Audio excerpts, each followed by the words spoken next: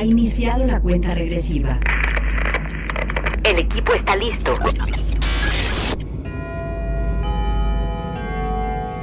Cronómetro 2020.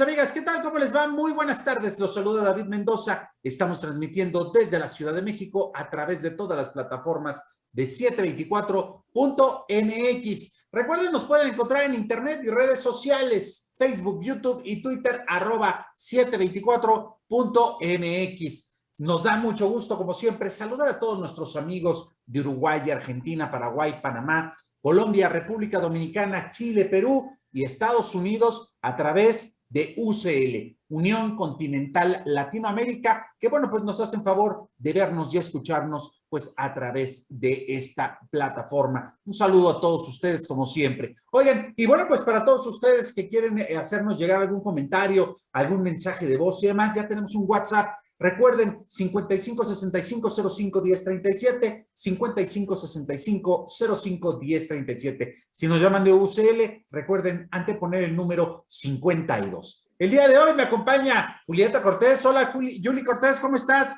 Buenas tardes. Hola David, buenas tardes. Hola Iván, hola Edaena, hola a todas y a todos. Pues aquí David, mira, yo estoy viendo si veo sin lentes, porque dije, hoy es viernes y yo quiero recordar mis épocas de cuando no usaba lentes, ¿no? Digo, aquí los tengo por cualquier emergencia, ¿no? Pero sí se ve diferente. Oye, te ves muy diferente, te ves muy bien, Juli. Además es viernes, hoy no hay que usar lentes, a menos de que sea necesario. Viernes de relajancia, viernes bueno, aunque digo, a veces trabajamos también los sábados y domingos, ¿no? Pero bueno, eso ya es otra historia, triste historia de cada quien, de aquellos que tengan que trabajar los fines de semana. Que hay cosas y ahorita más en el periodo en el que estamos, mi querida Yuli, bueno, pues a veces toca trabajar un poquito más. Oigan, también me acompaña Edaena Villavicencio. Hola, Eda, ¿cómo estás? Buen viernes. Oye, qué rico, qué bueno que estás por acá con nosotros. Me da mucho gusto. ¿Y qué tal? ¿Cómo te trata tu viernes? Es fin de semana ya rico. Bueno, para mí ha sido de mucho trabajo, pero bien, todo bien. Oye, o sea que tú sí trabajas como tienen que ser los viernes. Claro, también sábados y domingos. Híjole, bueno, ok, está bien. Esperemos que tu viernes sea bastante más amable. Y bueno, pues qué gusto que nos acompañes nuevamente por aquí con nosotros, Edaena Villavicencio. Iván Moreno, ¿cómo estás, Iván? Otra vez en un look retro con esa televisión de bulbos, venga. Pues David, ¿qué más puedo decirte? Un saludo a ti, a nuestro auditorio, ¿por qué no? De 724MX y también de UCL. También saludo a Edaena y a Julieta. Ya listos para empezar el fin de semana después de una jornada bastante complicada en medios de comunicación, de información y todo lo que ha acontecido a lo largo de esta semana, y más desde que iniciaron las campañas. Verdaderamente hemos tenido muchas cosas y bastantes cosas que recortar, y hoy la verdad es que no quiero acordarme nada de eso. No, hoy no hay que acordarnos de eso, aunque el tema que vamos a revisar el día de hoy, déjenme decirles y déjenme contarles que tiene que ver, pues justo con esta idea de las teorías de la conspiración, ¿no? Estas teorías que de pronto los trascendidos, los chismes, los elementos de esta, vamos a llamarlo, es que ya ni siquiera es posverdad, es esta verdaderosidad que de pronto, bueno, pues se ha convertido en material precisamente de construcción de historias. Bueno, pues es muy susceptible a que muchas personas puedan creerlas, bueno, en este mundo contemporáneo, donde, bueno, pues estamos ligados muchísimo a las cuestiones que están, bueno, pues llenas de información, y sobre todo hoy en día que el Internet ha permitido sobre todo que tengamos una mayor capacidad para enviar, para recibir mensajes, y esto, bueno, pues nos lleva a tener planteamientos, por ejemplo, como aquel 11 de septiembre, ¿no? Si los gobernantes estadounidenses, si el presidente George W. Bush en su momento sabía de todos estos atentados y cómo todo esto fue parte de toda una trama de conspiración a los más altos niveles del poder financiero, del poder económico, del poder militar, que fueron los que tiraron aquellas míticas torres del World Trade Center. ¿O qué decir de estas discusiones que se siguen llevando hoy en día a cabo de que si el hombre llegó a la luna o no llegó a la luna, o si fue parte de un experimento que hizo Stanley Kubrick, haciendo pues obviamente algo muy parecido a lo que filmó en su película 2001, Odisea del Espacio, y donde en realidad, bueno, pues el hombre nunca llegó a la luna y lo único que se hizo fue crear la ilusión de que Estados Unidos había logrado esta hazaña simplemente para tratar de ganarle a los rusos o a los soviéticos en aquel entonces, bueno, pues la nota y decir, bueno, pues es que los estadounidenses sí lo logramos. Pero bueno, pues de ahí nos vamos a cosas de las cuales ya también hemos platicado en algunos otros programas de viernes, donde están ahora los terraplanistas, los que dicen que la Tierra en realidad es plana y no es ni siquiera esférica. Los que hablan de los Illuminati, los que hablan obviamente del cáliz sagrado, los que hablan de las sociedades reptilianas, los que hablan sobre cómo los medios de comunicación están teniendo o están generando una gran conspiración a nivel mundial y que quieren controlar al mundo. Y este es el caso de un documental, porque todo esto tiene un sentido. Este es el caso de un documental que va a estrenar la cadena televisiva HBO y que se llama Q, en el ojo del huracán. Y este documental lo que plantea es sobre todo conocer qué tanto este tipo de teorías de la conspiración está teniendo efectos no solamente en la población norteamericana, sino también en todo el mundo. Hay quienes señalan que esta organización, QAnon se llama, logró desde 2016, pues obviamente empezar a mandar mensajes a través de Internet, donde habían mensajes esotéricos, donde habían obviamente ataques contra lo que ellos denominaban el establishment de Estados Unidos. Se estaba planteando también la idea de que los medios de comunicación estaban generando pues toda una de las conspiraciones para atacar al presidente Donald Trump. Y bueno, pues recordemos aquella escena cuando de pronto entran a la Casa Blanca el año pasado, donde había un personaje, Jack Angeli, que bueno, pues entra con la cara pintada y con una serie de pieles de animales en su cabeza y unos grandes cuerpos, y bueno, pues señalando que las cosas, obviamente, que estaban haciendo tenían que ver sobre todo con estos mensajes de Q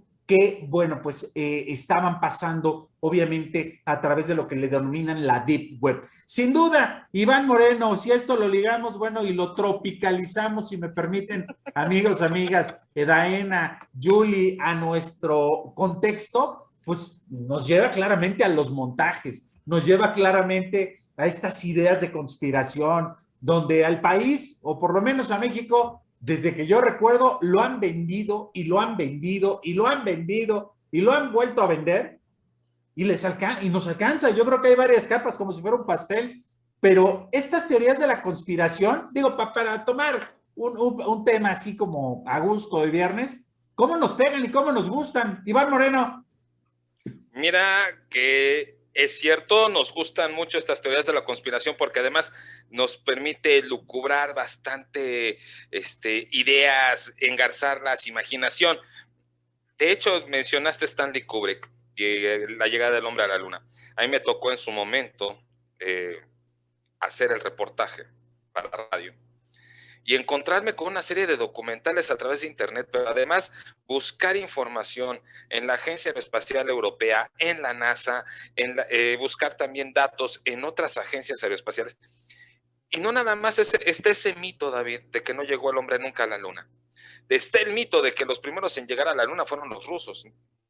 La única situación es que los rusos, el módulo lunar ruso, o en ese caso soviético, se impactó. Nunca aterrizó, impactó en la luna. Entonces no hubo sobrevivientes. También el hecho de que sí llegamos a la luna, bueno, la humanidad llegó a la luna a través de los norteamericanos, pero que encontraron restos de una civilización y que además fue bombardeada la luna con ojivas atómicas para destruir todas estas ruinas, y la luna quedó pues prácticamente inhabitable por esta contaminación, lo cual es un poco ilógico porque no hay atmósfera que pueda guardar el material radioactivo, y muchas series de circunstancias y muchas cosas que se dicen, y esa es una de ellas, uno de los muchos. Los terraplanos tienen más de 50 años, David, difundiendo su teoría de que la Tierra no es plana, no es esférica. Entre los negacionistas se encuentran estos de los que ya hemos hablado, los antivacunas, a raíz de este estudio malintencionado europeo, que tiene mucho eco en Estados Unidos, y que ya hemos hablado que uno de los condados norteamericanos, en donde le tienen mucha escucha y donde tienen mucho repudio en contra de las vacunas, es curiosamente en California, el condado de Santa Mónica, cuyo perfil de personas pues son educadas en las universidades, tienen un alto perfil económico, pero son quienes más creen esta teoría de conspiración. Y cuando lo tropicalizamos a México, pues acuérdate, casos emblemáticos, la osamenta del encanto, ¿sí? Oye, sí es cierto. La paca. La paca, o sea, una medium que le dice a un investigador dónde está enterrado, si no mal recuerdo, un legislador, sí. Legislador Muñoz Rocha, que está desaparecido desde entonces, y que finalmente la osamenta que encuentran en una finca llamada El Encanto ni es de Muñoz Rocha, ni era una medium, y que resultó que la osamenta pertenecía a uno de sus familiares. Otro montaje muy famoso de la época neoliberal, como lo llaman actualmente en esta actual administración, la cuarta transformación. Pues no me voy a ir con los de los zodiacos, me voy a ir todavía más atrás. Me voy a ir con el montaje del ejército mexicano dejando armas en una propiedad de un líder sindical, de La Quina, y que se da a conocer la detención, y un reportero, un periodista de la época, Guillermo Ochoa, manda reporteros para que le digan cómo estuvo, y todos los vecinos le dijeron, no, es que llegaron los militares, llegaron y dejaron las armas y se fueron, y después regresaron y hicieron la detención. Y por haber dado a conocer eso, a este periodista le cuesta su trabajo, y años después, en la época calderonista, durante la gestión calderonista, pues resulta que van sobre una banda de secuestradores que finalmente nunca son detenidos en un rancho donde había 2 personas o 3 personas secuestradas. Y al final, una mujer es extranjera, el caso Florence Cassés. Espérate, ese es otro montaje. No, espérate, Iván, pero tú ya te estás yendo, o sea, es que yo me fui mucho más atrás, y como es viernes, se vale. Yo te voy a decir, tropicalizar todo este rollo de la conspiración en nuestro país. No, es que, ¿sabes? Son cosas que no nos constan, y que hay miles de versiones, ¿no? La conspiración contra Benito Juárez, que si lo mataron, que si él se murió, que fue de la población que estaba en la zona de Cuicuilco, que fue de la población que vivía o habitaba en Monte Albán. O sea, bueno, hay miles de teorías y miles de cosas. Seguramente nunca vamos a tener respuesta, porque encuentras información. El propio fusilamiento de Maximiliano. El fusilamiento de Maximiliano. O sea, hay miles de periodos en la historia que podemos hablar de teorías de la conspiración, porque te las encuentras en las redes, ¿no? Y que un historiador te puede dar una versión, pero otro historiador te puede dar otra versión. Entonces, realmente, ¿qué pasó? ¿Estamos solos? Oye, Eda, y aquí viene una pregunta que yo creo que es muy interesante, porque desde el periodismo como tal, pues obviamente los que nos hemos dedicado a esto, pues cuando buscamos la nota, de pronto nos encontramos unas telenovelas. Hay una cantidad de información que se cruza, donde los rumores, donde los datos duros, donde las declaraciones, donde las circunstancias, pues van permitiendo generar todos los elementos para crear una telenovela o una novela de policíaca, porque en verdad hay tantos cabos sueltos, hay tantas circunstancias que permiten pues generar todo este tipo de historias, y terminan siendo algo muy creíble, ¿no? Claro, o sea, de hecho, hace algunas clases comentaba con algunos compañeros y colegas, pues en qué tanto este hecho de la pandemia y cómo el coronavirus había venido a cambiar toda la realidad social, ¿no? Y entonces algunos sacamos algunos artículos de, ay, se me fue el nombre de este señor, aparte de Soros, Bill Gates. Bill Gates. Donde Bill Gates Se quitaba el líquido de las rodillas.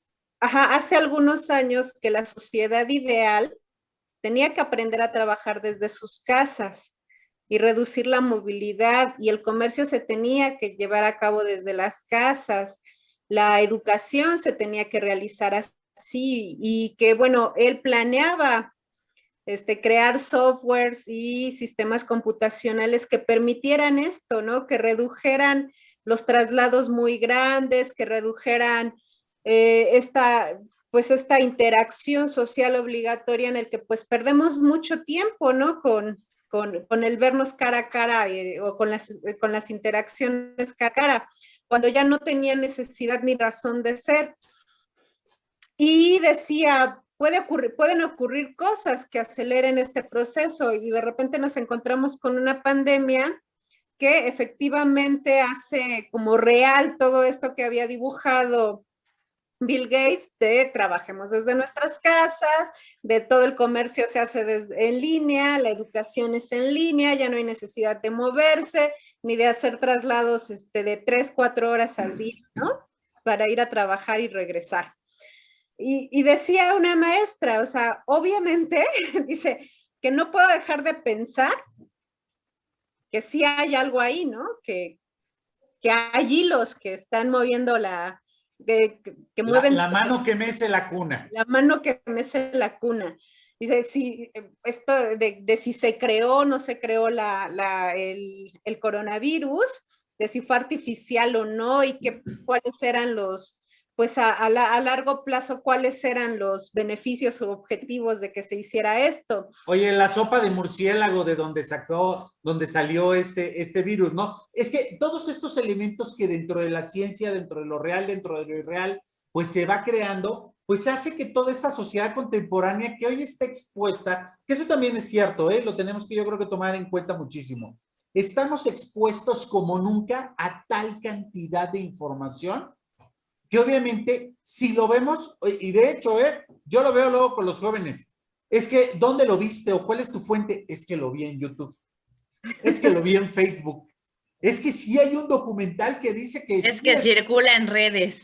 Yo lo vi en un video que me mandaron, ¿no? O por ejemplo, me mandó mi tía un video. A mí esa teoría de que jamás existió el holocausto, bueno, me impactó como no tiene... Claro. Oye, sí. O sea, eso es una realidad.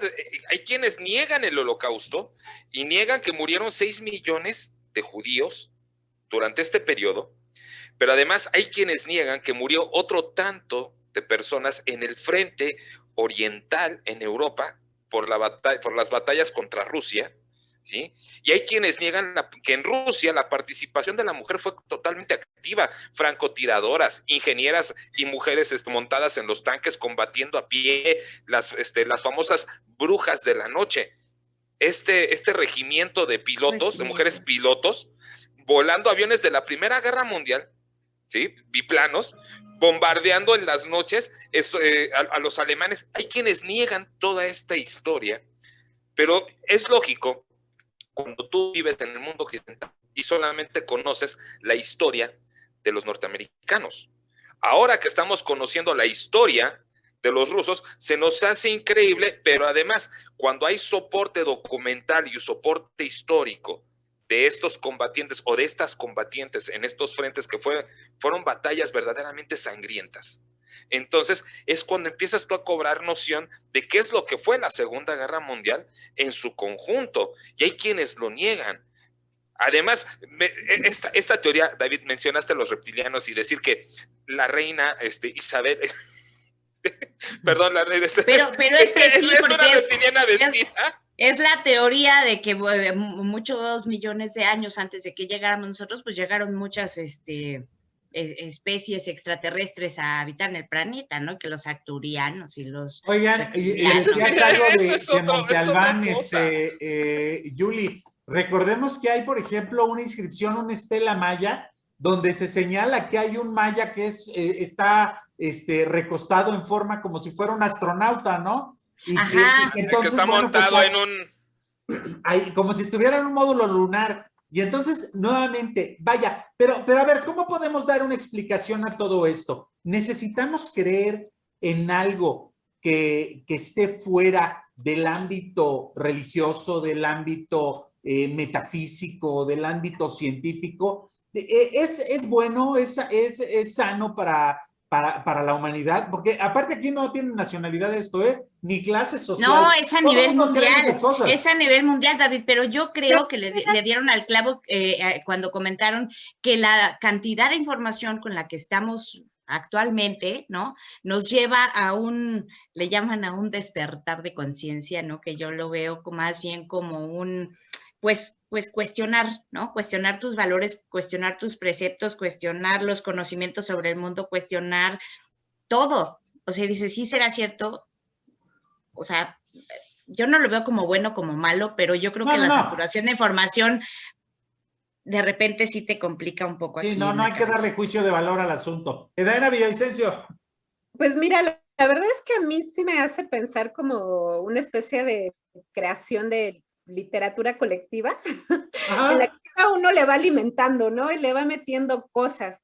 Porque en literatura tenemos una cantidad de teorías de la conspiración y complots, pero impresionantes y bien hermosas, ¿no? Y si tropicalizamos el asunto, tenemos la región más transparente y tenemos el complot mongol, ¿no?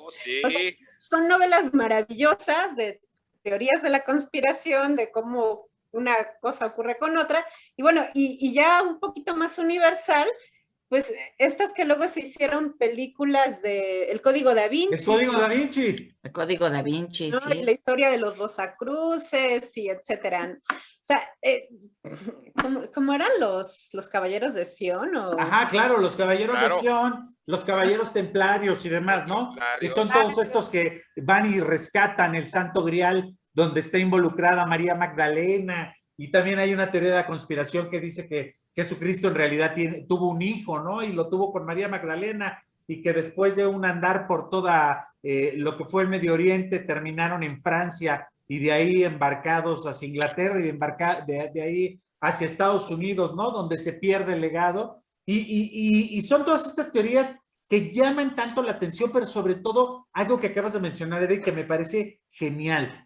que es esta parte de hacer literatura colectiva. Porque la literatura colectiva finalmente se alimenta un poco de rumores, un poco de medias verdades y un poco de medias mentiras. Bueno, David, recuerda, en el libro El viaje a la luna, los selenitas. Los selenitas. Sí, y toda la gente se maravillaba con esta imaginación de Julio Verne, pero además, Julio Verne es el primero que sueña muchos aparatos, sueña muchas cosas que hoy en día son realidad. Bueno, yo me iría a Leonardo da Vinci y me iría inclusive también. a Otto, Bueno, sí, pero cuando estamos hablando de literatura, ¿sí? Y después ves a un Jacques Cousteau con los acuanautas, ¿sí? Y es invariable el regresar a Julio Verne, a 20,000 leguas de viaje submarino y a la isla misteriosa, que es la continuación de esta historia. Pero cuando tú empiezas a preguntarte, bueno, ¿de qué es capaz el ser humano? Yo diría que este debate de si hay vida extraterrestre en la Tierra, yo digo sí existe vida extraterrestre. ¿Por qué? Porque nosotros somos los primeros alienígenas, junto con todos los seres vivos. Ya lo había dicho Carl Sagan, somos polvo de estrellas, y en las estrellas es donde se generan los elementos fundamentales con los que estamos constituidos. Y llegan esos polvos a este planeta. No sabemos todavía bien a bien cómo es que se vuelven bioquímicos y permiten seres vivos, pero seres vivos que están constituidos con esos mismos elementos. Nosotros somos descendientes de esos seres primigenios. Bueno, eso me recuerda entonces también a esta otra teoría que existe el dios espagueti. Y entonces el dios espagueti, bueno, pues también nos da vida y nos da alimento. Y el espagueti es algo que está constituido por la harina y por algo tan rico como el espagueti, que es lo que nos da felicidad, ¿no? ¿Y es chino? Hay muchísimas páginas donde aparece esta idea del dios espagueti. Yuli Cortés, entonces, ¿qué onda? ¿Qué cosa Oye. tan bonita la teoría de la conspiración? No, pero deja de eso es con el soporte documental y con todas las teorías que se van construyendo y los dichos de uno y los dichos de otro y las investigaciones de uno y las investigaciones de otro. Pero ¿qué pasa ahora, David, con toda la tecnología que hay, en donde uno puede hacer un montaje de una fotografía, publicarla y todas las teorías y novelas que surgen de ahí? Y lo hacen a propósito. No, bueno. O sea, una cosa es una cosa y otra cosa, pero todo lo que se está desarrollando con estas nuevas tecnologías y estas capacidades de editar videos, fotografías, y bueno, entonces al rato no quiero saber qué es lo que va a pasar. Y las generaciones futuras, pues, ¿qué información les va a llegar? Pues la que ellos mismos generen, ¿no, Eda? Sí, mira, hace muchos años se prohibió, bueno, cuando se consideró la posibilidad de tomar un video o una grabación como una prueba en un juicio real, Ajá. o ir pues sí, digamos, para un juicio real, la descartaron porque se podía editar. Y en ese momento la tecnología no estaba tan avanzada como ahora. La gran defensa de Alfredo Adame fue, pues yo estaba hablando de otra cosa, ¿no? Yo estaba hablando de cubrebocas, eso está editado, eso está manoseado, eso está trabajado. A mí no me pueden probar que esa es mi voz y que no está editada, ¿no? Porque la tecnología ha avanzado tanto que pues oye, lo mismo dijo el exgobernador de Puebla, Mario Marín, ¿se acuerdan? Que esa ni era mi voz, esa ni era mi voz. Ni hablo así. A mí me editaron. Mi gober precioso. Tu gober precioso, sí. Y tienes razón en algo, Eda, la tecnología ha avanzado muchísimo en este sentido, porque entonces también estamos frente a un fenómeno y ante una circunstancia donde necesariamente las nuevas aplicaciones, las nuevas posibilidades que te da el audio y el video, pues te permiten generar doblajes, montajes, y modificar prácticamente toda una escena y sacarla de contexto. Así es que, bueno, pues esto también alimenta muchísimo todo lo que son estas teorías de la conspiración. Amigos, amigas, como se dan cuenta, hoy es viernes, la estamos pasando a gusto. Está Edana Villavicencio, Yuli Cortés, Iván Moreno, y estamos hablando justo de estas teorías de la conspiración, pero sobre todo quiero que vayamos a centrarnos ahorita un poquito sobre este documental que va a salir en esta cadena HBO y que se llama Q, En el ojo del huracán. Vamos a hacer un pequeño corte y regresamos. Redes sociales, Twitter, Facebook, Instagram, todo en un solo lugar. 724 Noticias, con José Luis Arévalo. Noticias con sentido humano.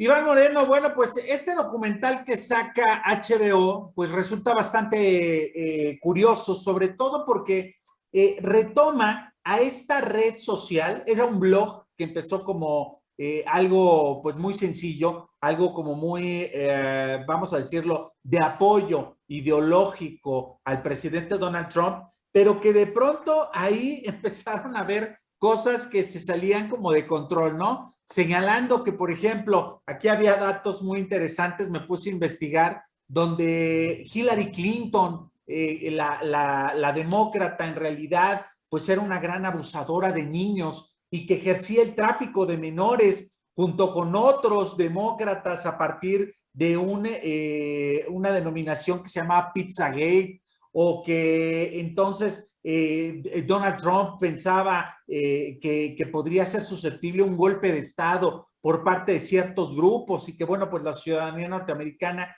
tenía que armarse y tenía que prepararse para enfrentar este ataque en contra de su presidente. ¿Cómo podemos entender también este proceso, Iván Moreno? Sobre todo, bueno, pues con cuestiones que terminamos viendo, recordemos el año pasado, con la toma del Capitolio por parte de manifestantes y que, bueno, pues no iban armados necesariamente, pero sí irrumpieron un lugar que históricamente, bueno, pues siempre está custodiado de una manera muy brutal y donde, bueno, pues todas estas imágenes llegan a todo el mundo y esto también genera nuevas ideas de la conspiración. Iván Moreno. No es posible pensar en estas ideas de la conspiración sin voltear a observar los intereses que hay detrás o también situaciones de ignorancia y